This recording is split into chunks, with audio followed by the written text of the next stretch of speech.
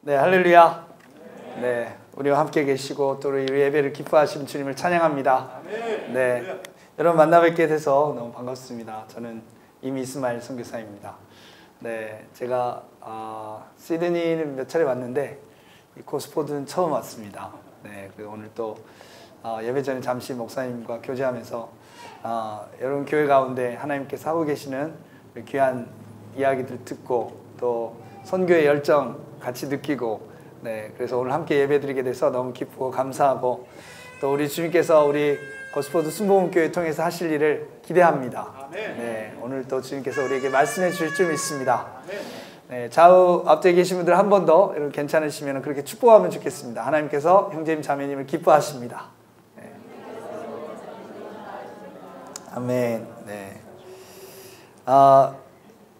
네, 우리 목사님 소개해 주신 것처럼 저는 이제 인터콥이라는 선교단체 섬기고 있습니다. 아마 제가 듣기로는 저희 인터콥 선교사님들이 몇 분 왔다 가신 것 같아요. 네, 그래서 저희 단체에 대한 얘기 잘 들으셨을 걸로 알고, 저는 98년에 처음으로 이제 인터콥 선교단체에 들어왔습니다. 98년에 들어왔으니까 이제 19년, 내년 되면 이제 20년 됩니다. 선교는 참 기쁨입니다. 예. 뭐 저는 다른 단체 안 섬겨가서 잘 모르겠는데 저희 인터콥 선교사님들은 다 기쁨으로 섬기고 있습니다. 혹시 그러지 않은 인터콥 선교사를 발견하면 저에게 꼭 신고를 해주시기 바랍니다. 큰 기쁨, 네, 선교의 기쁨이 있습니다.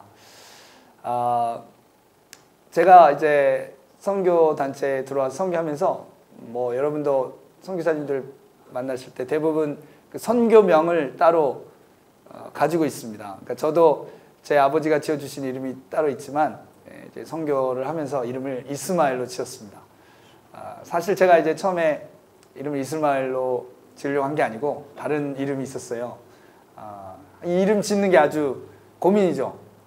왜냐하면 이게 자기의 새로운 정체성 그리고 또 자기 앞으로의 사역을 놓고 기도하는 그 기도와 선포가 되기 때문에 이름이 참 중요한데 저희 선교사님들이 거의 1000명이 넘습니다. 그러다 보니까 좋은 이름이 다 떨어졌어요. 그래가지고 제 후배들이 고민이 많은데 저도 어떤 이름을 할까 고민하다가 하루는 마가복음 11장을 읽는데 너무 은혜를 받았습니다. 왜냐면 예수님께서 예루살렘에 들어오시는데 나귀를 타고 들어가시잖아요. 나귀가 너무 부러운 거예요. 나도 저 나귀처럼 되고 싶다. 예수님을 저렇게 모시고 늘 함께 다닐 수 있다면 얼마나 좋을까. 예수님과 늘 동행하는 선교사, 임나귀 선교사. 그래가지고 제가 제 아내한테 가서 얘기했습니다. 내 이름을 임나귀라고 해야겠어. 당신은 김호산나라고 해. 그랬더니 저희 아내가 절대 안 된다. 교회 가가지고 소개하면서 임나귀 선교사입니다. 임백마면 몰라도 나귀는 안 된다. 또 제가 어떻게 백마라고 하겠습니까? 네, 얼굴도 까만데. 그래서 안 되겠다. 그래서 포기했는데, 그 다음에 이제 또 말씀을 보다가 예수님이 태어나셔서 강보에 싸서 구유에 누웠잖아요. 강보가 너무 또 부러운 거예요. 예수님을 싸고 있잖아요. 그래서 강보가 무슨 뜻인가 또 찾아보니까 걸레라는 뜻이더라고요. 딱 내 인생이네. 이 걸레 같은 인생 예수님 만났는데 너무 또 은혜가 돼가지고 임강보, 제 아내는 김구유. 그랬더니 제 아내가 그럼 내가 말밥통이냐 이래가지고 또 안 됐습니다. 그래서 이제 고민을 하다가 자 2003년에 이제 이라크를 다녀오게 됐거든요. 2003년 1월 달에 여러분 아신 것처럼 2003년 3월 달부터 전쟁이 있었습니다. 그래서 전쟁하기 전에 정말 저희들이 이제 기도하기는 전쟁을 통하지 않고 그 나라에 변화가 있었으면 좋겠다. 네, 그리고 더 많은 사람들이 복음을 들을 수 있도록 죽지 않고 그런 기도 제목이 있었습니다. 그래서 한국에서 참 이라크를 위한 기도 운동을 또 하고 또 이라크를 직접 가게 됐어요. 그래서 거기서 몇 주간 지내면서 이제 기도하고 복음을 전하는 일을 했는데 그때 이제 이스마엘을 묵상하게 됐습니다. 왜냐하면 그 사람들이 다 나는 무슬림들은 다 그렇게 얘기하거든요. 우리는 아브라함과 이스마엘의 후손이다. 아브라함과 이스마엘의 후손이다. 그래서 제가 가보니까 이스마엘이 아직도 많아요. 이름이 이스마일인 사람이. 네. 여러분이 이제 중동 이슬람권 가시면 이스마일인 사람이 많습니다. 가끔 축구 경기 봐도 이스마일이 나오잖아요. 네. 아직도 이스마일이라는 이름을 짓고 이스마일을 좋아하고. 그래서 이제 제가 이라크 다녀와서 한국 교회에서 또 미주에 있는 교회들에게서 저들이 이스마일 후손이라고 그렇게 말씀드렸더니 더 안 좋아하시더라고요. 이스마일 후손이라고. 그래서 제가 이스마일을 더 묵상하면서 하나님이 이스마일 후손들 무슬림들에게 하실 일이 뭔가 기도하면서 이스마일 이름을 지으신 당시 창세기 16장을 보게 됐습니다. 여러분 창세기 16장에 이스마일이라는 이름이 나오는 거 아시죠? 네. 이름의 뜻이 나옵니다. 이스마일 이름의 뜻. 여러분 알고 계신가요? 창세기 16장에 나오는 이스마일 이름의 뜻. 네. 창세기 16장에 보시면 제가 읽어드리겠습니다. 네. 11절에 나오는데 여호와의 사자가 또 그에게 이르되 내가 임신하였은즉 아들을 낳으리니 그 이름을 이스마일이라 하라. 이는 여호와께서 내 고통을 들으셨음이니라. 그러니까 하갈, 아브라함의 부인이 사라인데 임신하지 못하고 애를 낳지 못하니까 그 당시 풍습을 쫓아서 하갈의 몸종이었던 사라의 몸종이었던 하갈을 통해서 아브라함이 하나님의 약속을 성취하려고 합니다. 하나님이 약속해 주셨는데 아무래도 기다리고 있기면은 그렇다. 우리 나름대로 좀 방법을 찾아야 되지 않겠냐. 그래서 이제 사라가 아이디어를 낸 게 몸종 하갈을 통해서 애를 낳자. 그래서 이제 하갈이 임신을 하게 되는데 그러면서 오히려 그 사라와 하갈 사이에 갈등이 시작되죠. 그래서 하갈을 핍박하게 되고 하갈이 쭉 도망가게 됩니다. 광야에서 도망가고 헤매고 있을 때 하나님께서 천사를 통해서 이름을 지어주신 거죠. 직접 아들을 낳을 것인데 이름을 이스마일이라고 하라. 근데 그 이름의 뜻은 고통을 들으시는 하나님이라는 뜻입니다. 그래서 여러분이 이제 이슬람권 아랍에 가셔가지고 제가 그렇게 소개하거든요. 내 이름 이스마일이라고. 다 기뻐해요. 한국 이름이 그 사람들한테는 발음하기 힘들거든요. 영철 이런 거 있지 않습니까? 영철 절대 발음 못합니다. 그런데 이제 나는 이스마일이라고 너무 기뻐하면서 너는 내 아들이다. 우리 집에 가자. 엄청 좋아하고 환영해 주는데 제가 묻습니다. 이스마일이 무슨 뜻인지 아냐고. 아랍 사람들이 다 알아요. 하나님은 들으시는 분이다. 뭘 들어요? 고통을 들으신다 이거예요. 엄청 좋은 이름이죠, 여러분. 감동이 없으시네요. 네, 이거 왜 감동이 없냐면은 우리는 하나님이 우리의 고통을 듣는 게 너무 당연해. 다 그렇게 생각하잖아요. 모든 기독교인들은 하나님은 당연히 우리의 고통을 들어주시는 분이지. 그래서 이 감사보다는 살짝 삐짐이 더 많아요. 잘 안 들어주시는 것 같은. 네. 그런데 여러분이 제가 말씀드린 그 아랍의 무슬림들 만나가지고 이 이름을 누가 지었냐? 알라신이 지었대요. 이스마일 이름을 알라신이 지었다는 거예요. 그러면 무슨 뜻이냐? 고통을 들으시는 하나님 알라란 얘기예요. 그러면 알라신 네 고통을 들어주냐? 그럼 다 뭐라고 하냐면 아니요? 그래요. 아니요? 왜 안 들어주는데? 알라는 위대한 신이고 엄청나게 위대한 신. 천지를 창조한. 그거에 비하면 우리는 벌레만도 못한 존재라는 거예요. 여러분 집에도 벌레가 많이 있을 겁니다. 근데 어떤 집사님이 오셔가지고 집사님 제가 어젯밤에 우리 집에 있는 개미 아저씨의 고통을 들었어요. 아들이 다리가 부러졌다는데 이런 말을 하면 그 집사님을 좀 이상하게 생각하시겠죠? 그러니까 이 아랍 사람들 무슬림들이 생각이 그런 거예요. 알라가 그렇게 위대한데 어떻게 하찮은 우리의 고통을 듣겠냐. 그리고 우리에게 고통이 있다 한들 그 큰 알라에게 무슨 의미가 있겠나. 그러면 이제 또 제가 다시 질문하는 거예요. 그래? 그러면 이 이름 알라가 지은 거 아니야? 그럼 자기는 고통을 듣지도 않으면서 고통을 듣는다고 지은 거야? 그럼 그때부터 아무 말도 못하는 거죠. 그 다음부터 이제 제가 예수님 얘기 실컷 하는 거예요. 뭐 불교를 경험해 본 분도 계실지 몰라요. 불교. 부처는 뭐라고 했습니까? 인생 고통이다 그랬어요. 인생이 다 고통이다. 그럼 어떻게 할까? 내 고통은 내가 알아서 했으니까 네 고통은 네가 알아서 해라. 왜? 나만 부처가 아니다. 너도 부처다. 이게 좀 우리를 높여주는 말 같지만 사실 되게 잔인한 말이거든요. 네 고통 네가 알아서 하라는 말이니까. 그럼 어떻게 해야 돼요? 하얀 벽을 쳐다보고 있어야 돼요. 10년, 15년, 20년 쳐다보면 깨달음이라는 게 오잖아요. 산은 산이고 물은 물이야. 이게 무슨 말이야? 모르겠다 그 말이지. 왜? 아무것도 생각하지 말아야 돼. 왜? 생각하면 고통스러우니까. 아무것도 느끼지 말아야 돼. 왜? 느끼면 고통스러우니까. 그러니까 사람이 생각도 하지 말고 느끼지도 말고. 그럼 죽은 거잖아요. 여러분이 관심 있으시면 세계에 있는 종교들을 한번 쫙 봐보세요. 너무 놀라운 사실입니다. 이 인간이 겪고 있는 고통에 대해서 우리만큼, 우리 하나님만큼 아주 심각하게 생각하시고, 생각할 뿐 아니라 그 고통에 함께 고통하시고 참여하시고 그 고통을 걷어가기 위해서 본인이 더 고통을 받으시고 마침내 고통으로부터 자유케 해주시는 분, 우리 예수님밖에 없습니다. 놀라운 사실이에요. 그래서 선교가 기쁨이 되는 것 같아요. 전도를 하다 보면 예수 믿기를 진짜 잘했다 이런 생각이 안 들 수가 없어요. 예배와 이 예수님을 향한 사랑의 그 기쁨이 넘쳐나는 거죠. 우리 하나님은 고통을 들으시는 하나님입니다. 이스마엘의 하나님이세요. 아멘이 안 나오잖아요. 같은 말인데. 근데 더 놀라운 거는 이 이스마엘이라는 이름이 하나님이 인간한테 지어주신 첫 번째 이름이라는 겁니다. 여러분 성경을 보시면 이제 아담이라고 하시는 건데, 아담은 사람이라는 뜻이잖아요. 그러니까 그도 아담이고 우리도 아담이고 다 아담인 거지. 근데 개인을 놓고 하나님이 한 번씩 이름을 지어주실 때가 있는데 이스마엘이 첫 번째 이름입니다. 첫 번째 이름. 할렐루야. 그러니까 좋은 이름이지 않겠어요? 끝까지 인정을 안 해주시면. 그러니까 우리 안에 뭔가 이제 오해가 있는 거죠.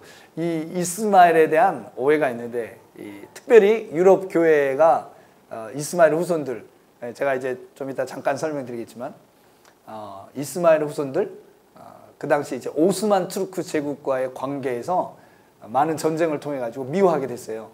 그러면서 저들이 이스마엘 후손이다, 이스마엘은 저주를 받았다 이러면서 이제 얘기했던 게 사실 우리 한국 교회까지 지금 흘러 들어와 있는 거죠. 여러분이 그냥 객관적으로 보시면 이스마엘은 잘못한 게 없어요. 그냥 태어난 것밖에. 잘못을 했다고 따지면은 사실은 아브라함하고 사라의 잘못이지. 그러니까 하나님이 그를 애써 미워하시고 저주하실 이유도 없고 그렇게 하시지도 않았죠. 근데 참 재밌는 건요, 이 이스마엘의 이 무슬림들의 마음을 제일 잘 이해하는 게 한국 사람들이에요. 왜 그러냐면 우리는 이스마엘의 절친, 너무 친한 애를 잘 아는 사람이 있어요. 이스마엘의 아주 친한 사람, 성경에 나오지 않은데 우리는 아는 사람이 있어요. 홍길동이라고 들어보셨어요? 홍길동. 홍길동한테 원한이 있었잖아요. 아버지를 아버지라고 부르지 못해. 형을 형이라고 부르지 못해. 왜? 두 번째 부인 아들이나. 홍길동이 태어나 보니까 자기가 두 번째 부인 아들로 태어나서 자기는 잘못한 게 없잖아요. 너무 억울한 거예요. 그래서 좀 큰 다음에 아버지한테 데모를 했죠. 내가 뭘 잘못했냐고. 당신하고 우리 엄마하고 둘이 잘못한 거지. 그러니까 아버지가 듣고 보니까 맞으니까, 그래 이제 나를 아버지라고 해라. 너무 때가 늦었어. 그냥 집을 나가버렸잖아요. 홍길동이 나가서 직업을 구했어. 홍길동 직업이 뭡니까? 테러리스트예요. 활빈당인데 활빈당. 활빈당을 이제 아랍어로 하면 알카이다가 되는 거지. 그러니까 자기 아버지하고 똑같은 대간마님들, 부자들만 쫓아다니면서 테러해버린 거죠. 그러니까 사실은 자기 아버지를 때리고 싶었던 거야. 근데 아버지를 못 때리니까. 근데 재밌는 거는 우리는 다 홍길동 편이라는 거예요. 홍길동을 의적이라고 부르잖아요.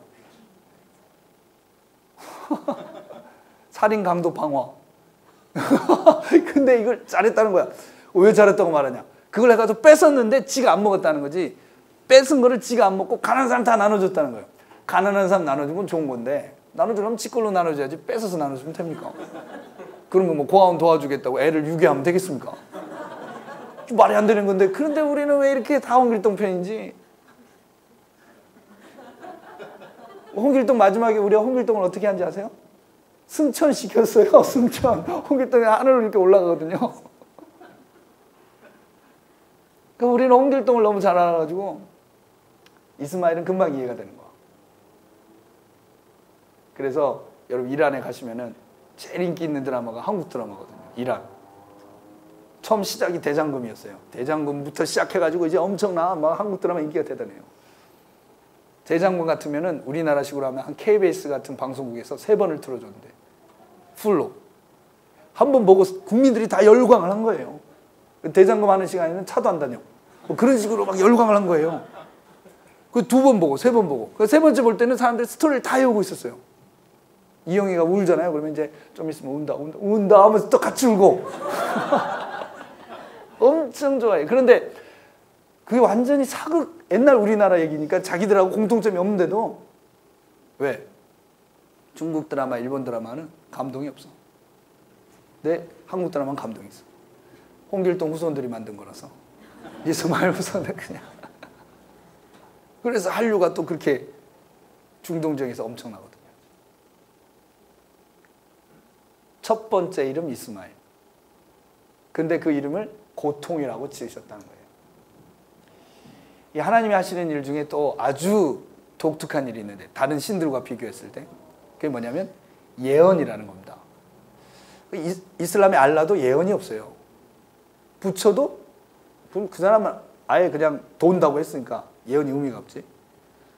예언이라는 것을 그러니까 가끔 이제 과거를 맞출 수 있지만 근데 미래를 맞추겠어요? 근데 미래를 먼저 말하고 성취하는 것도 한두 번이지. 근데 성경은 전체적으로 예언이고 전체적으로 예언이 성취잖아요. 그러니까 예언은 다른 어떤 종교에서도 따라올 수 없는 기독교의 아주 큰 특징인데 그러니까 하나님은 예언적인 분이라는 거예요. 예언적인 분. 여러분 이미 다 아실 거예요. 예언적인 분. 그러니까 특별히 이 이름이라는 게 예언적이잖아요. 여러분도 다 여러분 이름 있으시잖아요. 자녀 이름을 지을 때 예언적으로 짓는 거야. 얘가 이렇게 됐으면 좋겠다라고. 그러니까 하나님께서 첫 번째 이름을 지어졌단 말은 인류 전체를 향한 예언을 하신 거예요. 예언이 뭡니까? 고통이라는 거지. 고통. 그러니까 인류 역사의 가장 중요한 이슈는 고통의 이슈가 될 것이다. 이렇게 얘기하신 거예요. 여러분 어떻게 생각하세요? 정치 지도자들이 뭐 국회의원이든지 뭐 호주는 좀 다르지만 우리 한국 같으면 대통령 선거합니다. 나와가지고 막 여러 가지 얘기를 해요. 근데 사람들이 뽑아주는 사람 어떤 사람입니까? 이렇게 약속을 하는 거예요. 뭐라고? 당신들이 이런 고통을 겪고 있는데 내가 그걸 해결해 줄 거다. 그러니까 사람들은 어떤 사람을 리더라고 생각하냐면 우리가 가지고 있는 고통의 문제를 다룰 수 있는 사람. 그런 사람을 리더라고 생각하는 거예요. 그런 사람이 리더가 돼야 된다. 아버지가 가정의 리더다. 그러면 아버지는 그 일을 할 수 있어야 된다. 뭐 대통령이다. 그럼 국가에 그 일을 할 수 있어야 된다. 근데 그 일을 못하면 리더로서 자격이 없다. 이렇게 상처를 받는 거지 사람들이. 그러니까 결국 인류에게 가장 중요한 이슈가 고통이라는 얘기예요. 그럼 고통을 피하는 사람이 있느냐? 지금 세계에서 제일 부자가 많은 나라가 중국이거든요. 중국은 인구가 13억인데 갑자기 자본주의 경제가 확 돌아가면서 물건이 막 팔리잖아요. 내가 어떤 물건 하나 만들어서 팔았는데 중국 사람이 다 좋아해. 순간 5억 개가 팔려. 그러면 이게 500원씩만 남아도 얼마예요? 순간 6개월 만에 1년 사이에 떼부자가 돼버리는 거죠. 그런 사람들이 시드니 와가지고 아파트 사고 그러잖아요. 근데 그런 사람, 그런 부자들, 그렇게 갑자기 부자 된 사람이 제일 많은 나라가 중국인데 그 중국 그렇게 부자 된 사람의 절반이 지난 15년 사이에 자살을 했다는 거예요. 그럼 우리가 놀라는 거. 그렇게 부자가 왜 자살하냐? 그 말은 우리가 부자가 아니라는 얘기예요. 그러니까 이해가 안 되는 거지. 사람이 갑자기 돈이 그렇게 많아지면 아무도 못 믿습니다. 아무도 못 믿어. 무슨 말이에요? 아무도 사랑할 수가 없어요. 사랑받을 수도 없고 사랑할 수도 없고 믿을 수도 없고 사람은 그렇게 외로우면은 돈이 아무리 많아도 죽어버려요. 근데 한국도 부자예요. 한국도 부자인데 뭐 한 30분에 1시간에 한 명씩 돈 없다고 자살해. 어떤 사람은 돈이 없다는 이유로 죽어.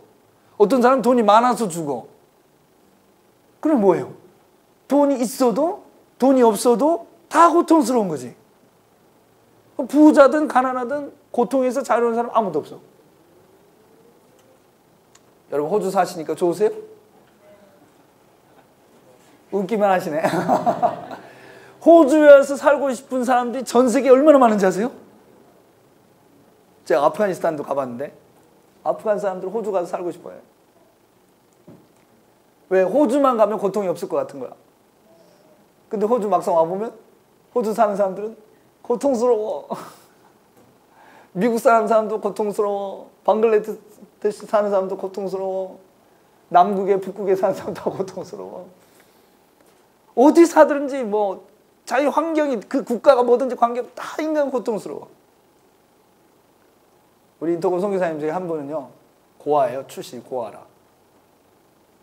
대한민국에 참 고아가 요즘에는 여러 가지 경제적인 형편이 많이 좋아지긴 했는데 그래도 그 마음의 고통이라는 게 이루 말할 수가 없어요.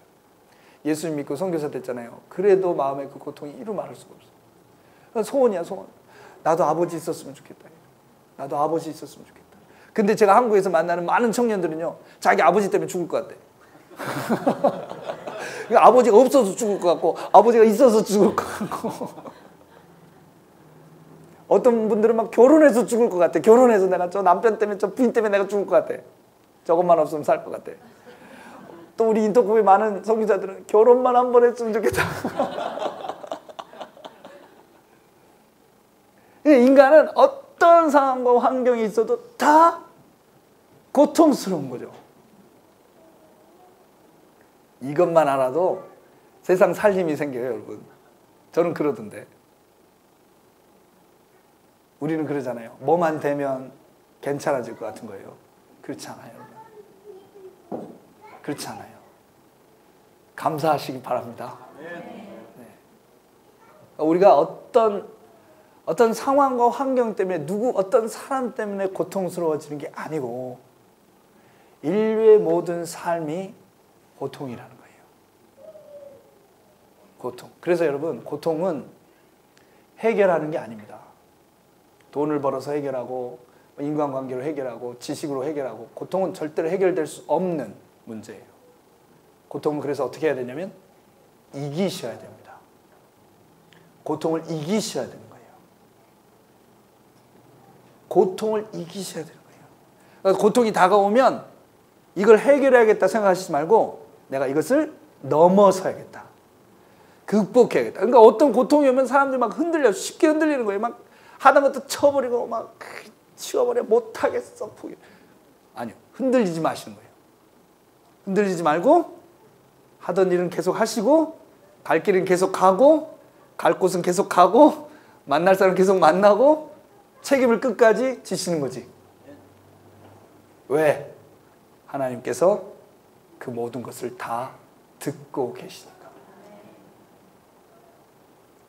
아멘. 하나님은 우리로 고통을 이기게 하십니다. 마태복음 5장에 보면은 예수님께서 8가지 복을 얘기하시는데 그 중에 이렇게 얘기했잖아요. 4절 말씀이 애통하는 자가 복이 있나니 그가 위로를 받을 것이다. 여러분 믿으십니까? 아니 솔직하게 애통이 복입니까? 안 믿어지시면 그렇게 우기시길 바랍니다. 이건 진짜 우겨야 돼. 우리가 계속 우기다 보면 믿음이 생길 수도 있어. 왜? 예수님 하신 말씀이잖아요.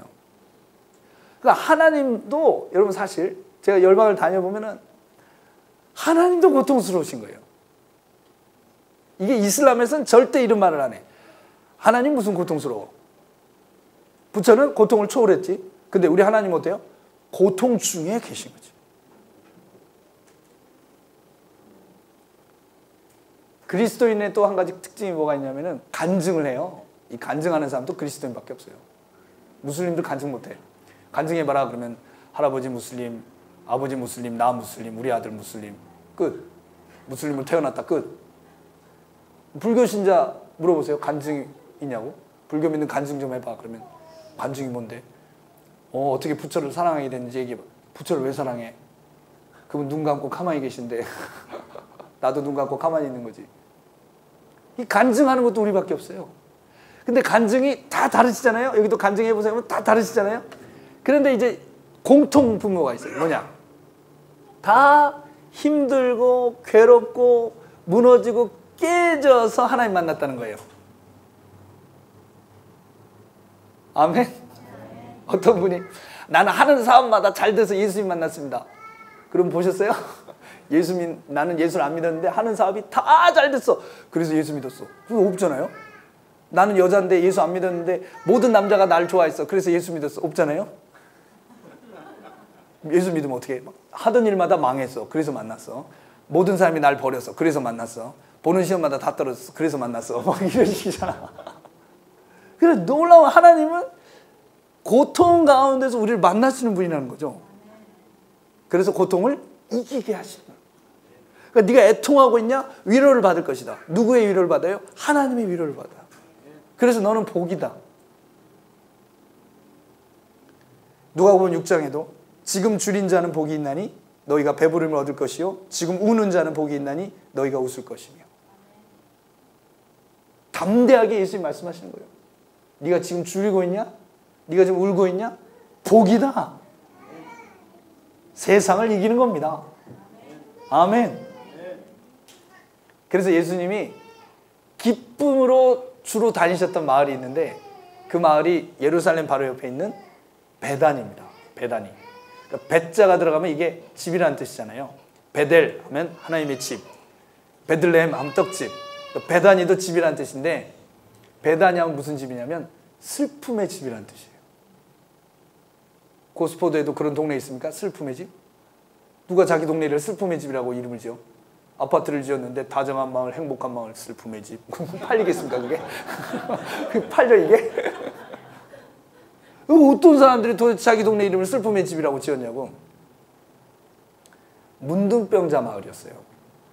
그러니까 예루살렘에 잘 살고 있었는데 문둥병이 발생해가지고 쫓겨나잖아요. 그러면 그 사람들이 예루살렘 주변을 배회하다가 자기들끼리 모여서 마을이 됐는데 그게 이제 문둥병자 마을 베다니가 된 겁니다.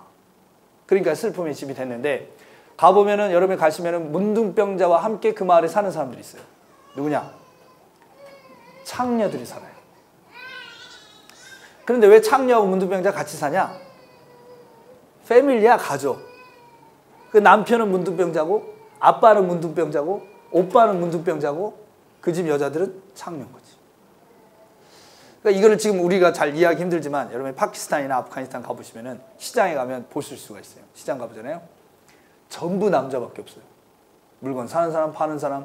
여자 옷가게에서 남자가 팔고 남자가 사. 여자가 가끔 왔다 갔다 하는데 남자가 옆에 딱 붙어 있는 여자가 이제 왔다 갔다 하고 여자가 없어요. 왜? 이런 옛날 이스라엘도 마찬가지인데 종교가 강한 사회에서는 경제권을 남자만 가져요. 남자만 돈을 벌 수 있고 남자만 돈을 쓸 수가 있어. 한국 같으면 남자가 돈을 벌고 여자가 돈을 쓰고 남자는 여자한테 허락을 받아서 쓰고 뭐 이러잖아요. 이게 우리는 옛날 조선시대도 그랬어. 우리는. 왜냐면 옛날은 돈이 아니라 쌀이잖아요. 쌀. 이 쌀 뒤주 열쇠를 누가 갖고 있어? 안방마님. 그러니까 결국 우린 조선시대에도 경제권을 여자가 갖고 있었는데 아직도. 그러니까 아프가니스탄에서는 옛날에 탈레반 전쟁할 때는요. 집에 남자가 죽어버리잖아요. 그럼 돈이 있어도 밖에 나가서 밀가루를 못 사가지고 굶어 죽었다고. 네. 아직도 그런 사람들이 있었어요. 그 옛날에 오죽했겠습니까? 그러니까 이제 창녀가 될 수밖에 없는 거예요. 그러니까 그런 창녀들인 거죠. 그러니까 예수님이 그래서 친하게 지내신 거예요. 그러니까 약간 요즘의 창녀들하고는 컨셉이 좀 달라. 예수님 베다니 가면 너무 기뻐하셨어요. 예루살렘 가면 욕만 했어요. 독사 새끼들 하면. 막 하고 가가지고 막 성전 엎어버리고 막 이런 거 하셨어. 신경질 씩씩 하고 또 베다니 가면 복이 있다, 복이 있다, 복이 있다. 여러분 어디 마을에 살고 싶으세요? 예루살렘, 베다니. 일단 집은 예루살렘에 두고 예수님 집회할 때만 베다니 가고. 근데 더 충격적인 거는 예수님이 베다니에 갔다 나오실 때 아까 제가 마가복음 11장 말씀드렸잖아요. 배가 고프셨다는 거예요. 배가 고프셨다는 거예요. 예수님 특기가 오병이어잖아요. 예수님 주머니에 빵 하나 있으면 다 먹는 거 아니에요? 밥 먹자, 밥 먹자, 밥 먹자 이렇게 되는 거 아니에요? 근데 예수님이 그 가난한 마을을 갔다 오시면서 기적을 베풀어서 그들을 다 배불리 먹이고 그들을 부자로 만들어주지 않고 본인까지 배가 고파서 나오셨다는 거지. 어쩌면 이게 우리 기독교인들이 가져야 될 삶의 태도입니다. 그래서 예수님이 담대하게 얘기하신 거예요. 너희가 애통하고 있냐? 줄인 사람들이냐? 복이 있다고.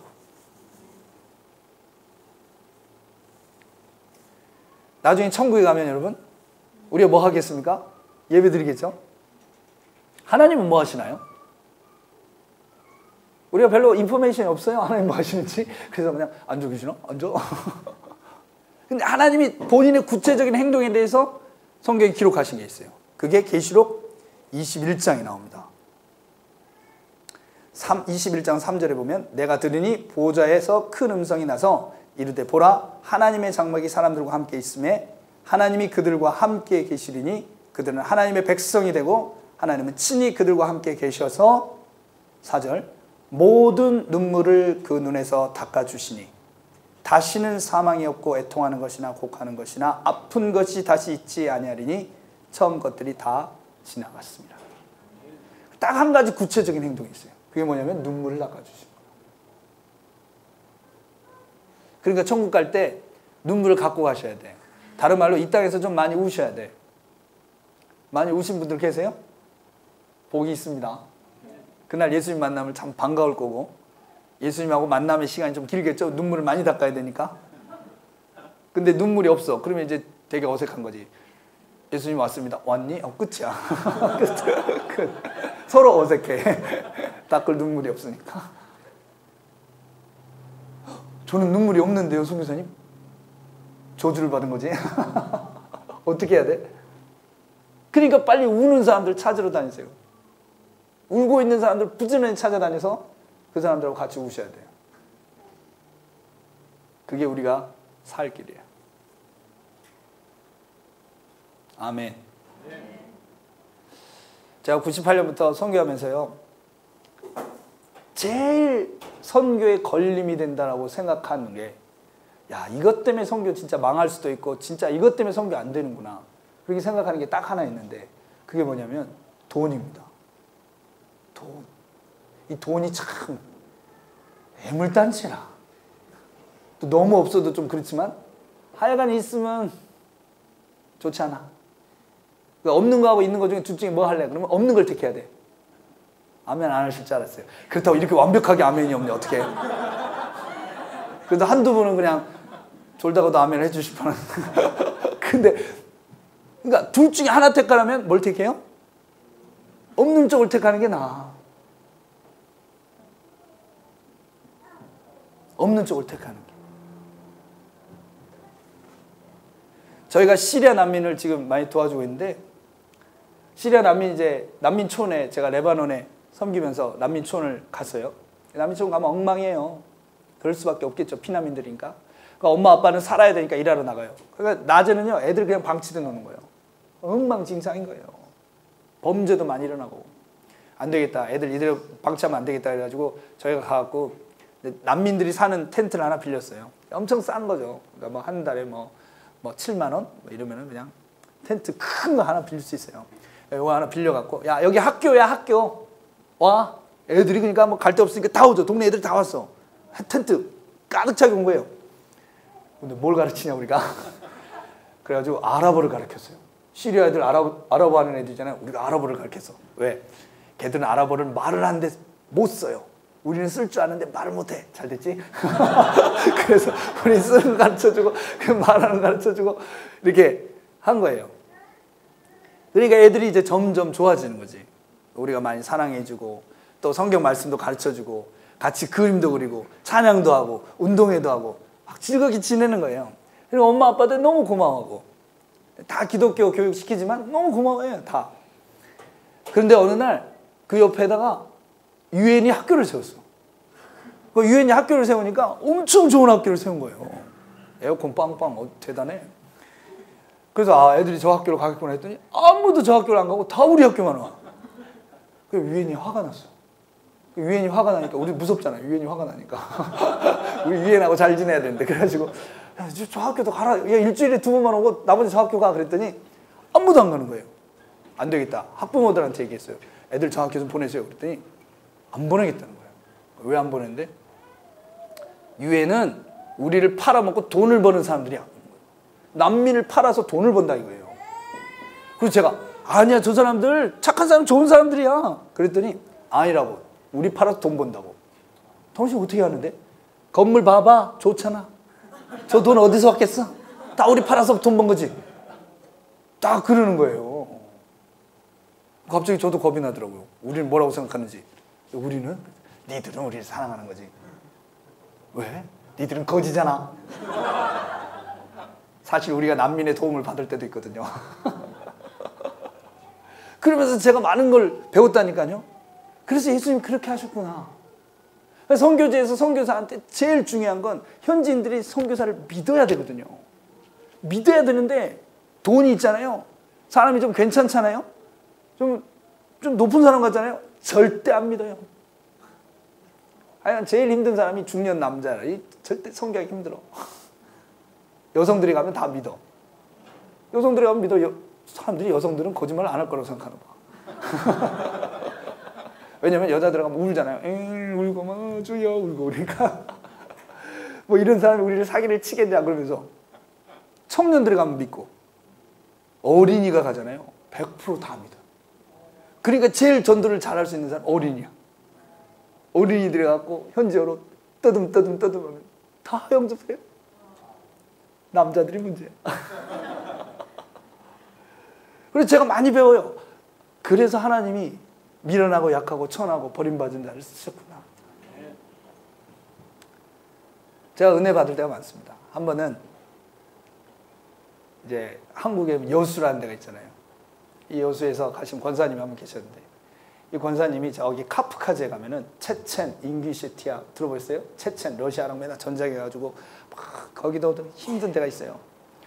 그런 데로 이제 단기 선교를 가셨는데 단기 선교를 오면은 저희가 선교사님이 이제 말을 가르쳐 주거든요. 왜냐면 나가서 전도도 하고 사람도 만나고 해야 되니까. 근데 권사님 오시니까 이 권사님이 말을 좀 배워보니까 러시아 말이 힘들잖아요. 그러니까 몰라. 나한테는 말 가르치지 마. 아니, 권사님 전도하셔야 되니까 현지어를 아셔야지. 그냥 써줘. 걔들 읽으라고 할 테니까 써줘. 그래서 이제 그걸 들으시니 근데 한마디만 가르쳐줘. 남편 바람핀 사람 다 나와. 이걸 가르쳐달래. 남편 바람핀 사람 이거를. 그러니까 왜요? 그러니까 아무튼 가르쳐줘봐. 그래가지고 이제 딱 나갔어요. 그래서 버스도 타고 시장도 가고 해가지고 하여간 사람 모여있는 데 가고는 이분이 그냥 계속 선포하는 거예요. 남편 바람핀 여자, 남편 바람핀 여자. 그러니까 이제 처음에는 현지인들이 그냥 쳐다만 보는 거죠. 한국 여자가 와서 남편 바람핀 여자 그러니까. 그러다가 이제 나와 막 그러니까 한 분이 딱 나오니까 또 한 분이 나오니까 다 따라 나와. 왜냐면은 이슬람은 부인을 4명까지 두잖아요. 다 바람이야. 다 바람. 그러니까 남편 바람핀 여자들 다 나와요. 그러니까 이분이 그냥 한국말로 내가 네 마음 안다 그러시면서 딱 그러고 엄청 우신 거예요. 참 여성들은 또 2명만 울어보세요. 동네가 다 울어. 그리고 한참 울고 나면 이제 그 복음 적힌 종이를 주면서 읽어. 그러니까 또 여자들이 읽고 울고 또 다 영접하고. 그래가지고 이제 딱 동네 자기 집으로 데려가니까 그 여자가 또 막 동네 여자들 다 불러온 거죠. 그러니까 또 같이 기도하고 울고 또 읽고 울고 찬양하고 그러니까 동네가 들썩들썩 하게 됐어요. 그랬더니 그 이슬람 이맘이라고 있잖아요. 이슬람 우리식으로 하면 목사님이지. 이슬람 이맘이 동네가 다 예수하고 난리가 났잖아. 그래서 화가 나가지고 KGB 경찰을 딱 데리고 그 집에 간 거예요. 근데 이제 한국 여자들이 있으니까 한국 여자들은 손 안 대. 외국이니까. 근데 현지 아줌마가 막 신나가지고 돌아다니잖아 지금. 그러니까 당신하고 막 야단을 친 거야. 무섭잖아요 경찰 와가지고.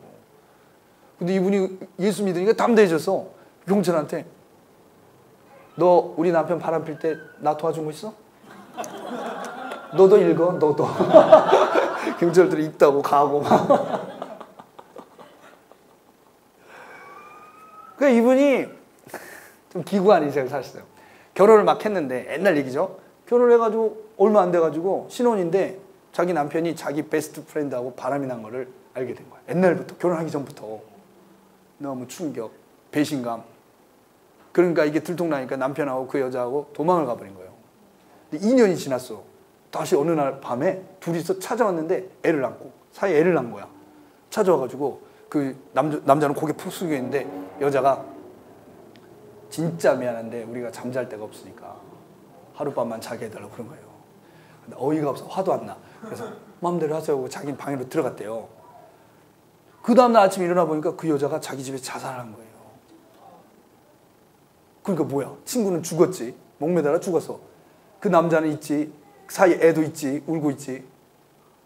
그러니까 이분이 예수님 믿는 분인데 너무 힘들어가지고 교회 가고 그냥 기도가 아니지 이건. 막 소리를 치는 거죠. 하나님 나한테 왜 이래?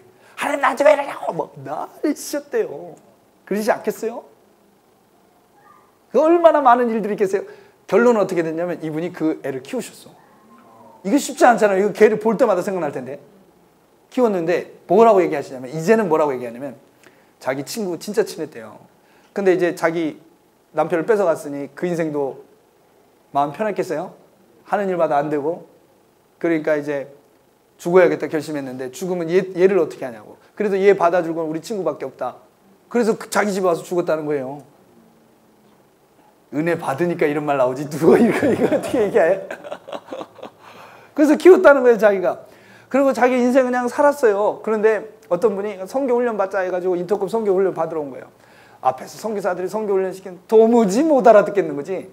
근데 한 거 알아들었어. 이슬람권에는 무슬림들이 다 바람을 펴서 여자들이 다 상처를 받았다고.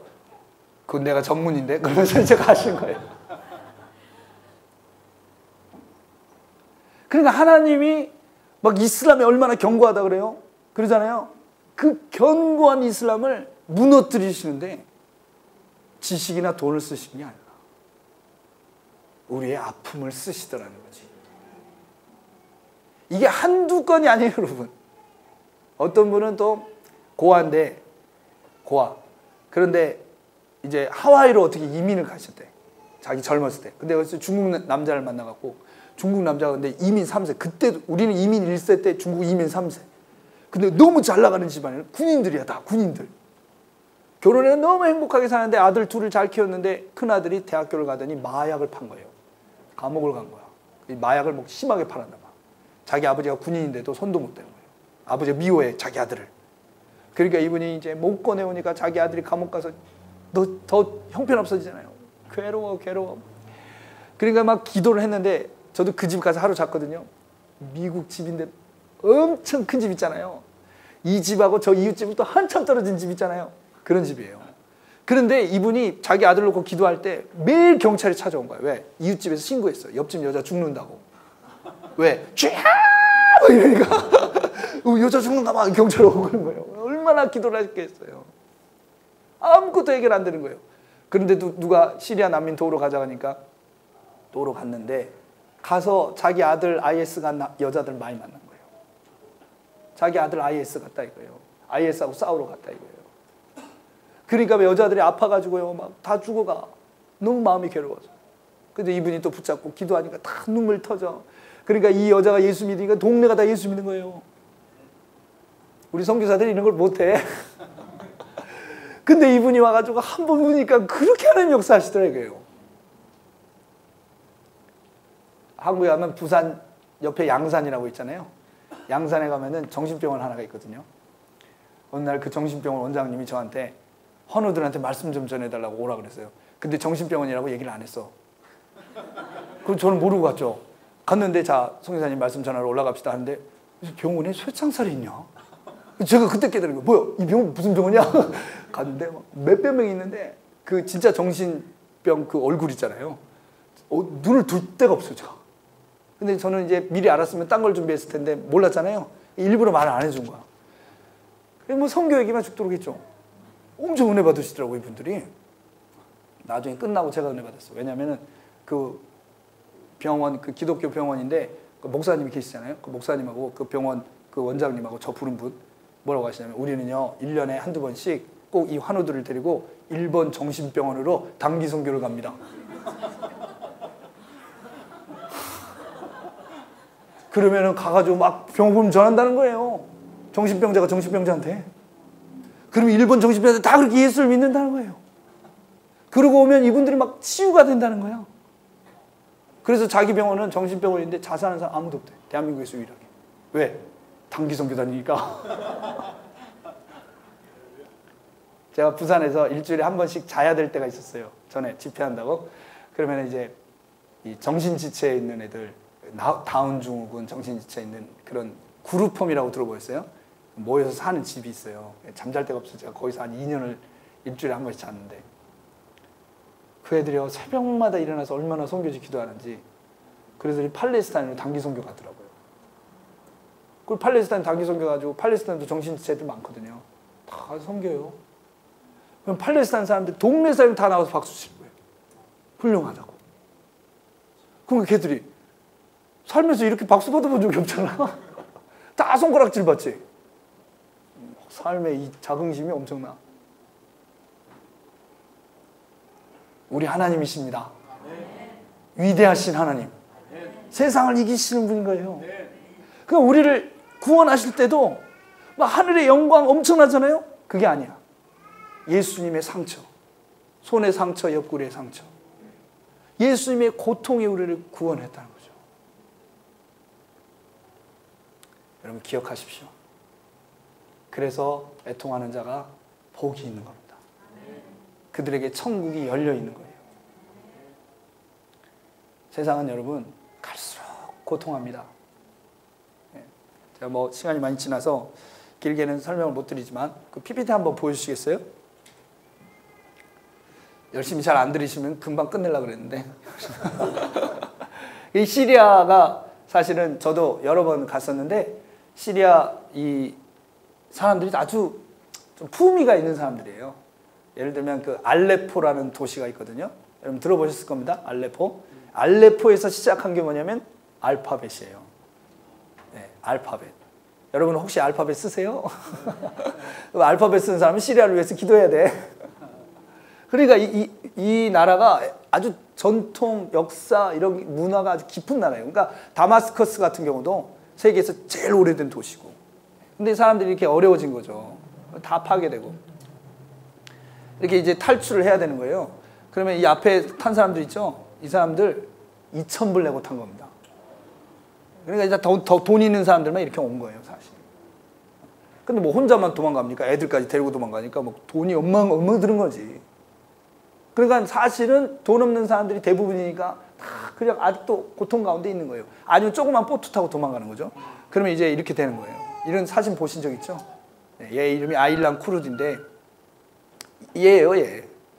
그러니까 전쟁 나기 전에 이런 가정이었는데, 이제 도망가다 보니까 얘 3살, 이날 죽었고, 또 이 형은 갈립 쿠르드라는 애인데 5살, 얘도 죽었어요.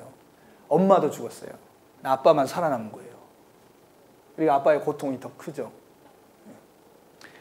얘는 이제 알레포 소년이라고, 옴란 다크니스라고, 얘는 5살이었는데 이날 형 10살짜리 형은 죽었어요. 그러니까 뭐 제가 사실 이런 사진도 좀 부담스러운 사진이지만 실제로 일어나는 일은 더 말씀 못 드릴 일이 많아요. 엄청난 고통이 시리아에 부어지고 있는 거죠. 그러니까 이제 이런 말들이 나오는 거예요. 시리아 애들은 떠나면은, 남아있으면 이렇게 되고 떠나면 이렇게 된다. 이런 고통이 지금 시리아를 중심으로 있는데, 이런 일들이 아프리카에도 있거든요. 근데 사실 아프리카에서 그런 일이 있다고 해서 세계가 흔들리진 않아. 근데 시리아에서 이런 일이 있으니까 막 유럽이 흔들리고, 미국이 흔들리고, 막 터키가 흔들리고, 전 세계가 충격받고, 전 세계 경제가 흔들리고, 정치가 흔들리고, 막 유럽이 쪼개져 버리고 그러잖아요. 그럼 왜 이런 이슬람권에서의 일은 그런 식의 영향력이 있냐? 이거를 사회학자들한테 설명하라 그러면 아무도 설명 못해요. 이거 설명할 수 있는 건 창세기 16장밖에 없어요. 네가 들나귀같이 될 것이다. 모든 형제가 너를 치고 네가 모든 형제를 치고. 그러니까 이 이스마엘의 후손들이 언젠가는 세계의 고통의 중심으로 된다는 거지. 그런 씨를 갖고 이스마엘이 태어난 거예요. 그러니까 하나님 보고 말씀하신 거죠. 뭐 이 사람들도 아시죠? 근데 이 IS에 대해서 사람들이 많이 아는 것 같은데 진짜 중요한 건 몰라요. 이 IS가 대개 20대, 30대 청년들이거든요. 그리고 실제 아랍에 있는 사람들보다 유럽에서 온 사람들이 리더들은 대부분 유럽이나 서구에서 온 애들이에요. 걔들이 이제 5만 명으로 시작했어요. 지금 이제 거기 와야 됐죠. 근데 5만 명이 작은 숫자가 아니라, 왜? 미국하고 싸웠으니까. 미국은 혼자서 전 세계랑 싸워도 이기는 나라인데 얘들이 몇 년을 싸웠잖아. 그럼 보통 애들이 아니잖아요. IS에 대해서 평가를 해라. 그럼 한마디밖에 할 수가 없어. 나쁜 놈들. 이런 나쁜 놈들이잖아. 막 사람 목을 자르고. 그런데 나쁜 놈 치고는 너무 리더십이 세잖아. 전 세계에 막 다른 애. 유럽에서 IS 애들이 유럽에 가잖아요. 딱 만나가지고 애들한테 30분에서 1시간만 얘기하면 애들이 사인해. IS 되겠다. 제가 여러분한테 1시간 얘기해도 여러분이 지금 시리아 남문 도우러 2주 가겠다고 사인 안 하실 거예요, 아마. 그냥 저는 너무 영향력이 없지. 근데 IS 대원들은 뭐 1시간 딱 얘기하면 그냥 애들이 죽는데 사인을 한다 이거예요.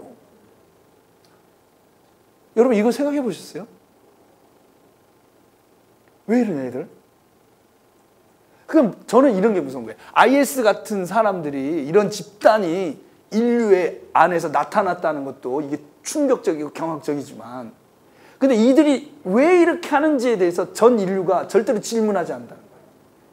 절대로 질문하지 않아. 그래서 어떻게 이 문제 해결 못해요.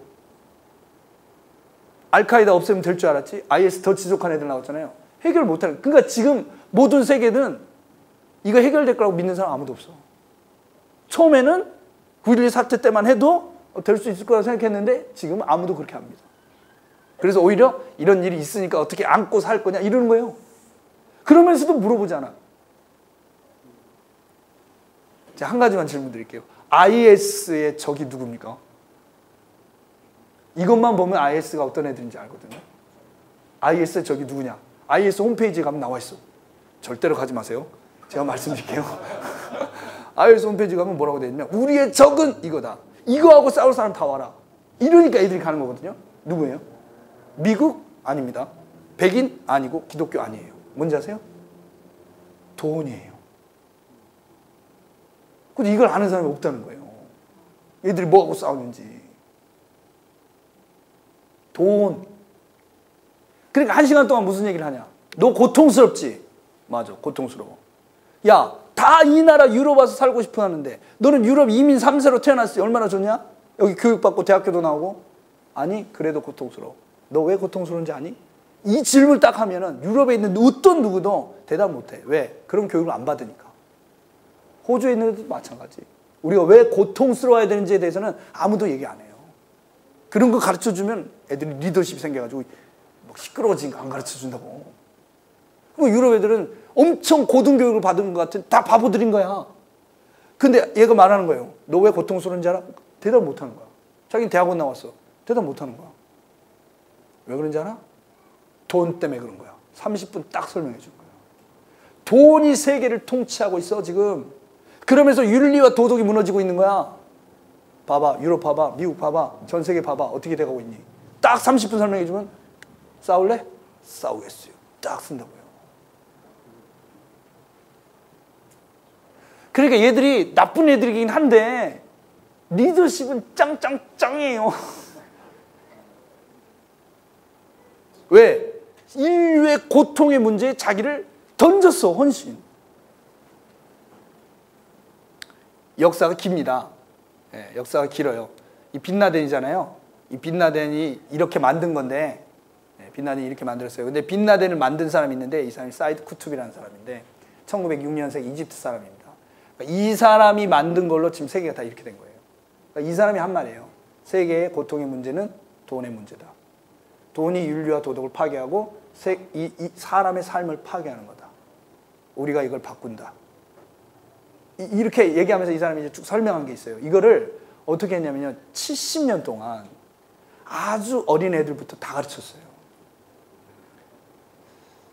뭐 제가 시간이 없으니까 간단히 말씀드리면 제가 2005년에 아프가니스탄을 갔거든요. 근데 아프간 사람들이 너무 예수님 잘 믿어요. 그래서 제가 신나가지고 막 살고 돌아다녔어요. 남부에 갔는데 칸다르라는 도시가 있는데 칸다르는 파슈툰족이 사는데 파슈툰족이 한 3천만 명 되는데 전부 탈레반이에요. 파슈툰족은 다 탈레반이야. 근데 이제 칸다르 대학교가 있는데 가보니까 남학생들이 쫙 앉아있어요. 걔들 다 탈레반이지. 탈레반이라는 게 총 들고 폭탄 들고 이게 탈레반이 아니 이게 다 탈레반이야. 다 탈레반. 근데 제가 그때는 잘 몰라가지고 용감해서 간 거예요. 그래서 총장님 만나가지고 우리 대학생들하고 같이 가서 한국 대학생들 왔으니까 교류하자고, 교류. 그랬더니 이제 총장님, 아, 좋다고 1시간 동안 아무 말을 하래요, 저한테. 잘 됐죠. 예수 믿으라! 막 얘기를 했어요. 그랬더니 1시간 후에 딱 앞에 이제, 누가 봐도 얘가 리더야. 학생회장 같은 애야. 손 딱 들더니, 당신 말 잘 들었다. 고맙다고. 딱 얘기하면서, 우리도 얘기한다고. 얘기하세요. 그랬더니, 다시는 우리한테 실패한 종교에 대해서 가르치지 마세요. 이러는 거예요. 그래서 실패? 뭐 기독교? 기독교는 실패한 종교입니다. 기독교 뭘 실패했는데? 지난 2000년간 유럽에 있으면서 유럽이 돈 때문에 타락한 걸 못 막았습니다. 또 이렇게 얘기하더라고요. 맞아요, 틀려요? 맞잖아? 근데 저는 한 번도 이렇게 생각 안 해봤잖아요. 그럼 머리가 빠가가 됐어. 이렇게 갑자기 아무 생각이 안 나는 거예요. 그럼 내가 여기서 죄송합니다 하고 가야 되나? 그럼 얘들한테 죄송합니다 그러면 얘들은 죽을 때까지 예수 안 믿을 거 아니에요. 주여 도와주소서, 한마디만 하게 해주소서. 어떻게 할 건데? 이슬람이 세계 바꾼다. 어떻게 바꿀 건데? 테러! 뭐 이런 거예요. 테러! 테러로 세상 다 깨버린다 이거예요. 그때 제가 할 말이 생각났어요. 주님이 은혜를 주셔가지고. 테러하면 안 돼. 왜? 예수님이 테러하지 말라 그랬어. 살인하면 안 돼. 원수 갚으면 안 돼. 그러니까 뭐라고 그래요? 니들 기독교가 그래서 실패했다는 거예요. 원수 갚지 않고 사랑한다 뭐 이래가지고 실패했다는 거예요. 나 나이브하다 이거야. 세상 순진하지 않아 뭐 이런 거예요. 얘들은요 대단해요. 자긍심이. 미국 대통령도 나오라 이거예요. 자기하고 미국 대통령이 1대1로 뭐 알자지라 방송 같은 데 있잖아요. 세상 다 봐는 데서 생방송으로 얘기해도 자기가 이긴다는 거예요.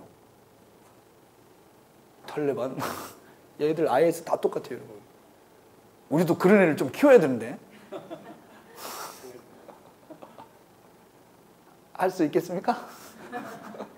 아멘. 우리 순복음교회에서 나오길 바랍니다. 대단해. 그러니까 이게 교육의 힘이라. 이거 70년 동안 죽도록 교육을 시킨 거예요. 이거를. 이슬람 이데올로기. 그러니까 저한테 딱 그렇게 얘기하는 거예요. 안 된다는 거예요. 세상 순진하지 않다. 그래서 제가 뭐라 그랬냐면 니들이 원하는 게 뭐야? 무너진 도덕과 윤리를 다시 세우는 거지. 근데 살인, 테러는 윤리와 도덕을 깨는 거잖아. 그럼 네가 윤리와 도덕을 깨면서 윤리와 도덕을 다시 세운다는 게 말이 되냐?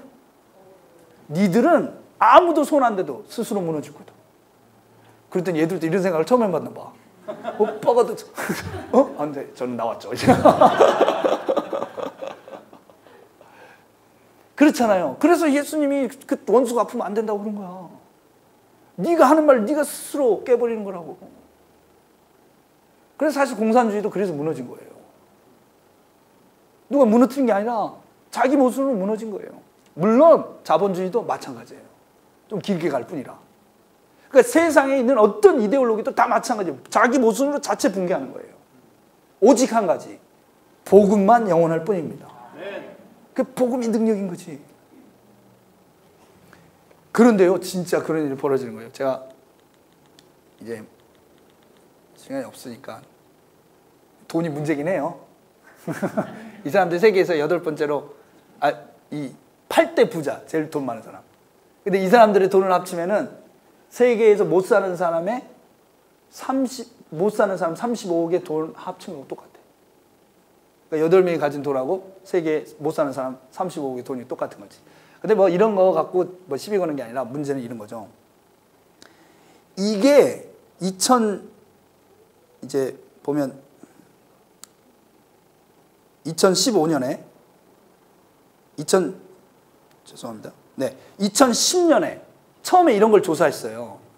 조사했는데 그때 2010년에 최하위 35억의 재산과 같은 재산을 갖고 있는 부자 숫자가 몇 명이었냐면 388명이었어요.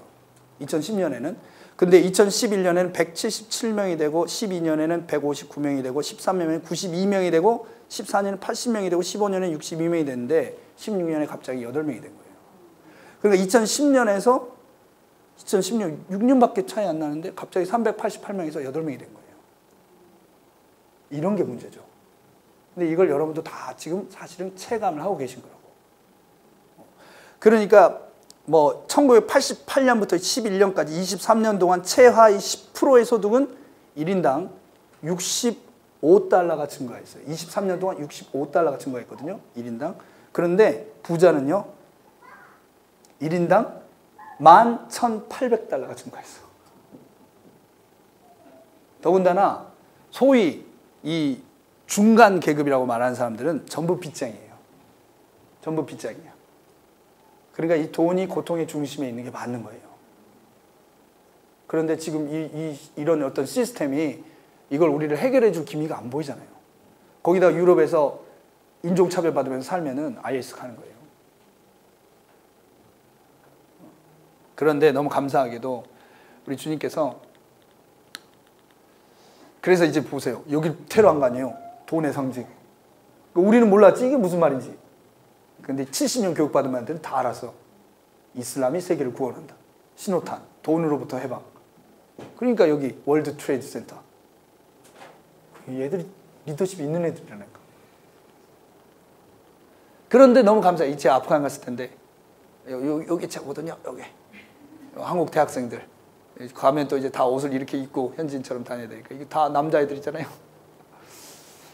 그런데 뭐 사실상 이슬람의 부흥은 대단해요. 이란 같은 경우에 10년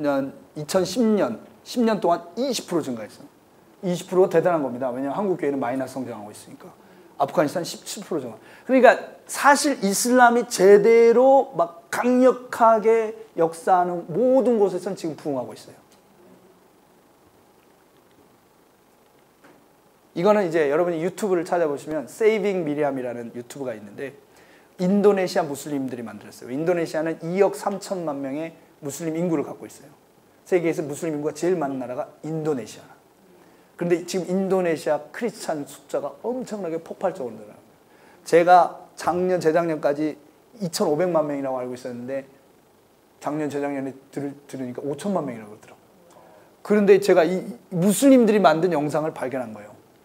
무슬림들한테 야 정신 차려 전부 기독교인 되게 생겼어 이렇게 만든 거야. 거기에 자기들이 말하기를 200만 명 무슬림이 1년에 크리스찬이 된다는 거예요. 그러면 하루에 5,500명이에요. 1분에 4명씩입니다. 근데 무슬림들이 말했으니까 사실 이거보다 더 많이 되고 있어. 그죠?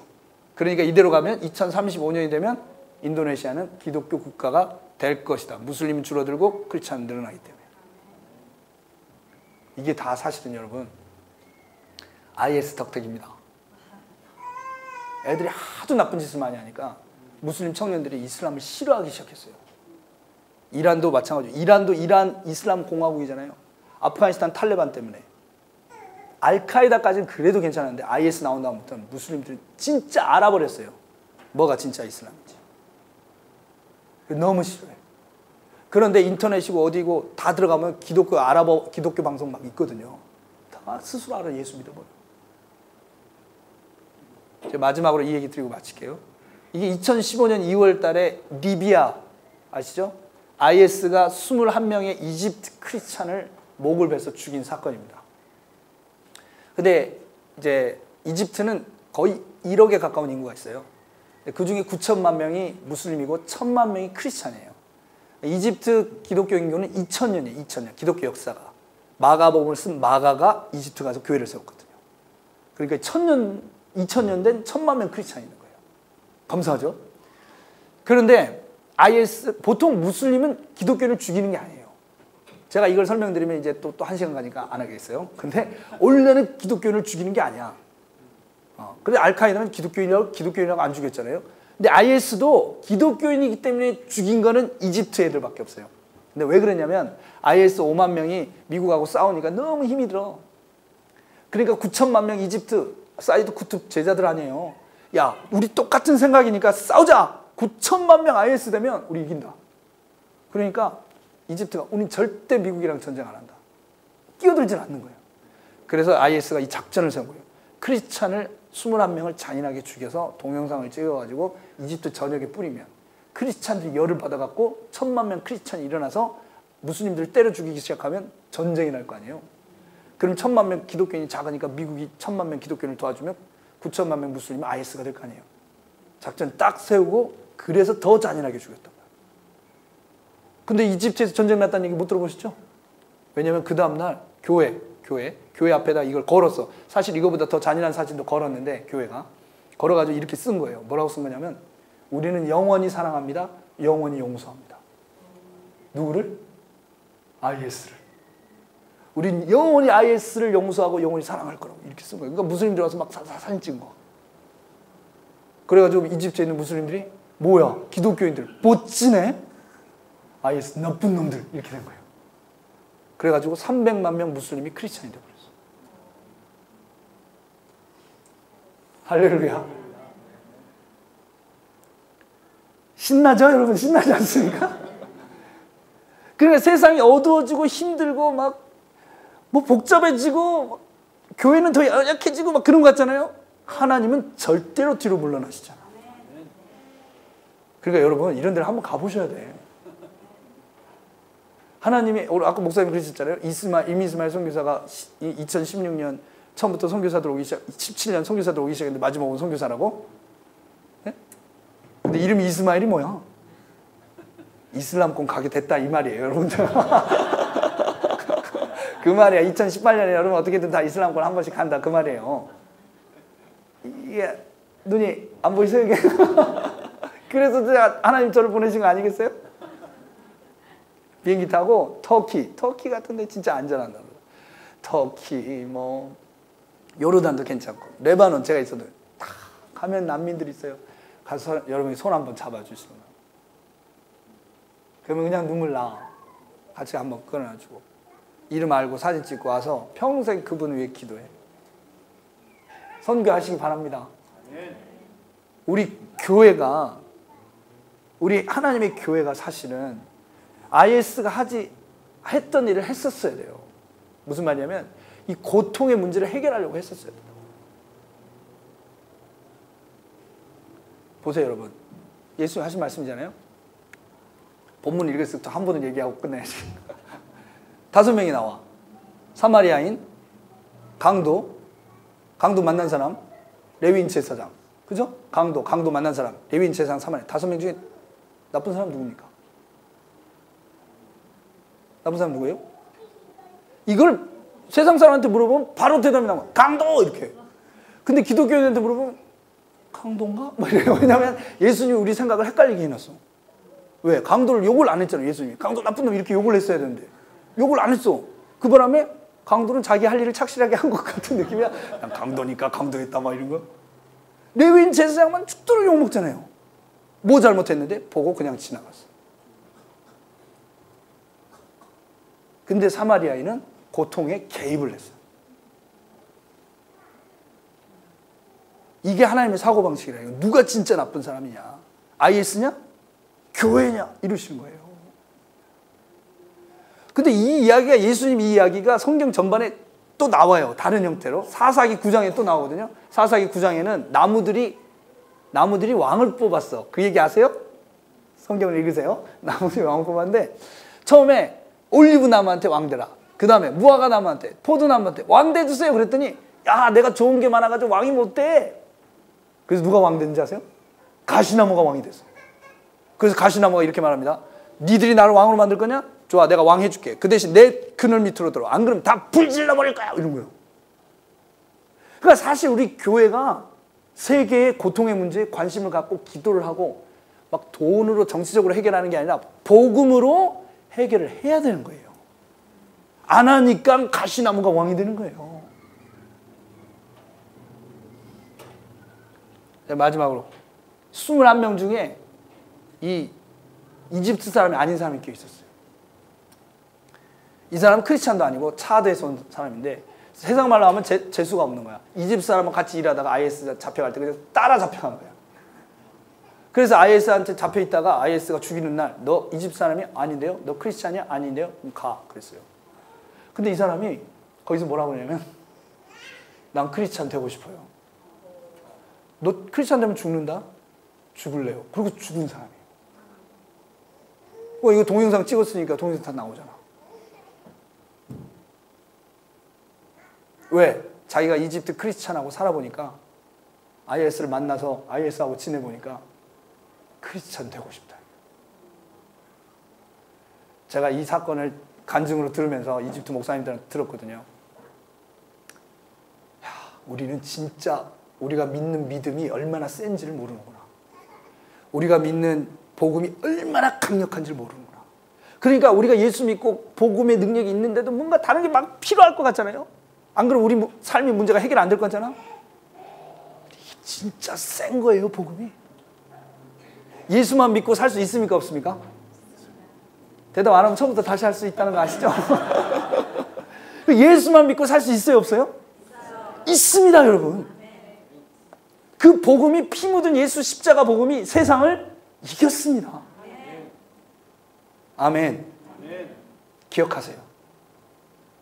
더군다나 이렇게 교회로 우리가 모이지 않습니까? 음부의 권세가 이기지 못합니다. 천국 열쇠를 가졌습니다. 여러분이 이 고스포드에서 기도하시면 열방이 변화되는 거예요. 기도하시기 바랍니다. 찾아가시기 바랍니다. 가서 손 한번 딱 잡고, 하나님, 그렇군요. 제가 세상의 고통이 중심에 왔습니다. 나의 고통을 걷어가신 주님, 이들의 눈물도 닦아주십시오. 부흥을 주실 주님을 찬양합니다. 네, 우리 같이 한번 기도하고 마치겠습니다. 삶이 고통입니다. 특별히 우리가 못나서, 내가 뭘 잘못해서, 내가 실력이 없어서, 내가 죄를 많이 지어서 고통하는 게 아니고, 이 삶이 고통입니다. 하나님 우리를 정죄하기를 원치 않으세요. 다만 우리 고통 가운데 함께 하시고 고통을 이길 힘을 주기를 원하십니다. 여러분 가정에 고통이 있으시다면, 여러분 마음속에, 또 여러분 육체에 고통이 있으시다면 주님이 오늘 반드시 찾아오실 겁니다. 그리고 듣고 계시고 그 고통을 이길 힘을 주실 줄 믿습니다. 우리 자신의 삶뿐만 아니라, 가정뿐만 아니라 저 열방의 고통을 이기게 하는 통로가 되게 하실 줄 믿습니다. 하나님, 제 마음속에 있는 모든 염려와 근심, 걱정 떠나가게 하여 주십시오. 오히려 이 고통 가운데 예배하게 하시고, 이 눈물이 기도의 제목이 되게 하여 주시고, 주님, 이 아픔이 천국의 열쇠가 되게 하여 주십시오. 그래서 이 고통을 이기고 이 세상을 이기고 다시 오실 주의 길을 예배하게 하여 주십시오. 오히려 우리 고통 가운데 기도하는 것이 열방의 고통을 이기게 하는 부흥의 불씨가 되게 하여 주시옵소서. 우리 가정을 그렇게 사용하여 주십시오. 우리 고스포드 순복음교회를 사용하여 주십시오. 우리 함께 주여 외치며 기도하겠습니다. 주여!